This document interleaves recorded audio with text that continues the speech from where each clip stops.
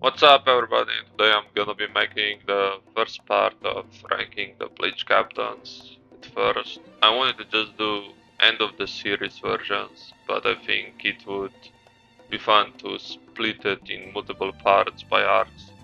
So in this video I'll be only going over Soul Society arc versions, so I'll be only going over stuff that is played at the time of this arc. And another note, I don't think any captain stays at the same power through the whole series. And I'm aware that making this video like this won't be easy and I won't be able to please everybody.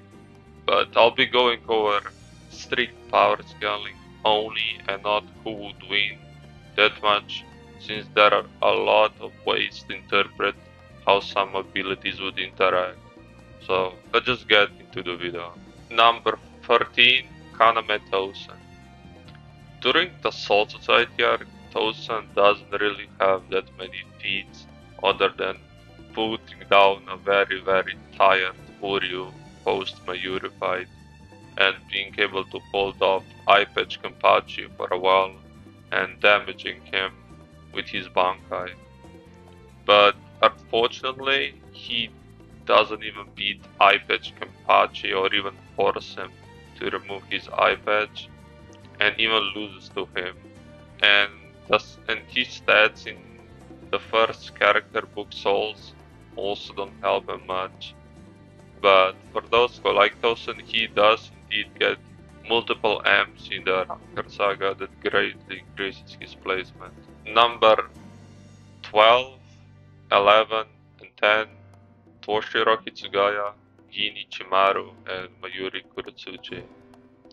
I have these three here at around the same placement, as they kinda serve for the same purpose. They are kinda the benchmark for captain level, obviously TOSEN as well, but since they don't fight the same opponents, we still can use character stats to compare, as they all kinda have better stats than TOSEN, except maybe Mayuri, but he makes up for it with his hacks, intelligence, and gadgets. But I do have Toshiro probably a bit above Gin and Mayuri, as not only he has good mobility and versatility, but also has a bit better stats than both, and Gin had to resort to red tactics against Toshiro. But obviously Gin was either super suppressed in this arc, or he got way stronger up to the Ranker Saga, where he's way above this level of power. Number 9, SAJIN KAMAMURA. SAJIN is a bit weird one, as we actually never really saw him fight this arc, but we still have some things to go over for him.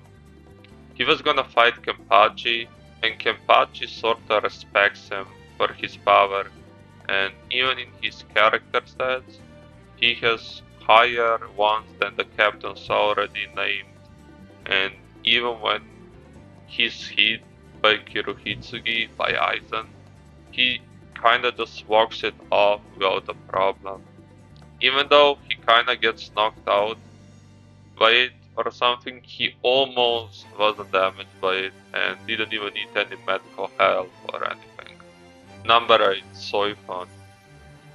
Even though Soifon doesn't have the best AP feats or statements, she's one of the fastest characters in this arc and also has pretty good hacks for her Winkan with her Shikai, that if she taps you on the same spot twice, you just die. The reason why her speed is really impressive is because Yoruichi has shown to be faster than Pace and Shikai BYAKUYA on the bridge, which I'll go over later on BYAKUYA in this arc, but he's one of the top tiers of this arc, and Pace Soifon shown relatively to Pace Yoruichi, and she also has a Shunko to amp herself. Number 7, Zaraki KENPACHI. KENPACHI in this arc has some good scaling, but doesn't have that high scaling because of his fight with Ichigo. To explain what I mean by that is he fights M Shika Ichigo after his Renji fight, so not only does Ichigo learn how to fully use Zangetsu, in his fight with Kenpachi, but he also channels what it looks like all of Old Man Zangetsu's power to match that of Kenpachi's after he removed his eye patch. We actually see an image of Hollow Mask behind Ichigo at that time, and I think we can say Kenpachi sorta matched Pseudo Bankai Ichigo, as qualification is kinda like a Bankai increase. And we know that eye patch removal is also around the same M as that based on Kenpachi's fight with Noetora.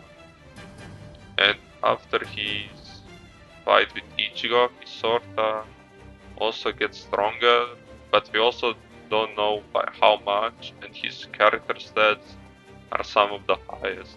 Number 6, RETSU UNOHANA.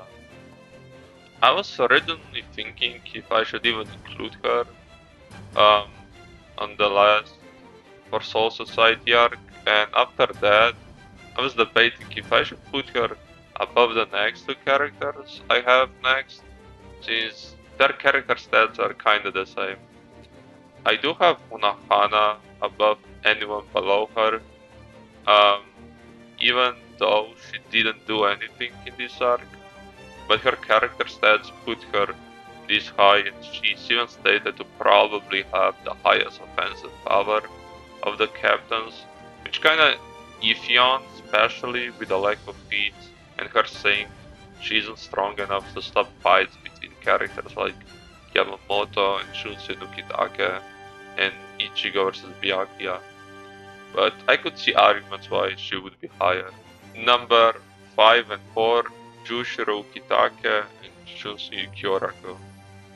I kinda have these two here because of what I mentioned earlier with UNOHANA, but they also have some good feats and statements. For example, Yamamoto calls them transcendent fighters while they were even at the academy, and they literally fight Yamamoto. Even though it's 2v1, they still do pretty good, but they can damage Yamamoto, which is why they're here. Number 3, BYAKUYA KUCHIKI. BYAKUYA's placement is very controversial to say the least, but I think most people have him in top 5 in this arc.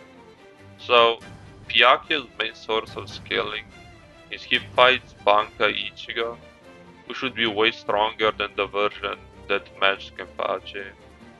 Also, BYAKUYA should just be above Yoruichi, as Yoruichi herself just admits inferiority to him. Even maybe implying that BYAKUYA would be above UKITAKE, as she said nobody at the time on the bridge could have beaten him. Which actually might be consistent, as Shika Ichigo, after his Bankai training, could not only stop the Sokyoku, but also kinda destroys the scaffold that can tank its own power, as this is important, as SHUNSUI UKITAKE needed secret treasure to destroy the Sokyoku and stop the execution, and BYAKUYA fights a stronger Ichigo. We also know that injured Ichigo on the bridge was considered captain level, let alone full power Bankai Ichigo, after he gets multiple times stronger from his Bankai training and fully healed and the Bankai increase. Even though BYAKUYA could be even higher on this list, which I'm gonna go over later in the video. Number 2 and 1, Sosuke AIZEN and Generosai Shigekuni Yamamoto. These two should be very self-explanatory. Not only they have the highest character stats, but we also know that Yamamoto is the head captain, and head captain, at least at the time when Yamamoto was, has a power meaning, as we learned in Fake Karakura, when he says to Aizen that the reason why he remained head captain is because he hasn't been surpassed by any Shinigami in the last 1000 years. This statement might not take into account Aizen, as Yamamoto would not know about Aizen's full power, and Aizen is stated in Data Book 1 Souls to have matchless combat ability. But I do see arguments for both characters being above other, but I would probably argue Yamamoto. Okay, so Byakuya could also go at #1 spot. As one way you could say is Hollow Ichigo is stated in the anime guide vibes to have the strength above the limits of Soul Reapers, which would potentially put him above AIZEN and Yamamoto. And the other way is using Bleach Third Phantom video game, in which during Soul Society arc, Ichigo actually beats Yamamoto without help from his Hollow, which would put him over Byakuya, which puts Byakuya over Yamamoto. But I could see this being considered a very highball or disingenuous. But you'll feel free to like make your own opinion on this. And this kind of concludes Soul Society arc versions of the captains. So like the video, subscribe and comment if you want part 2, which is gonna be the Rankar Saga. Also, my Discord server is down in the description, as well as my TikTok, and see you in the next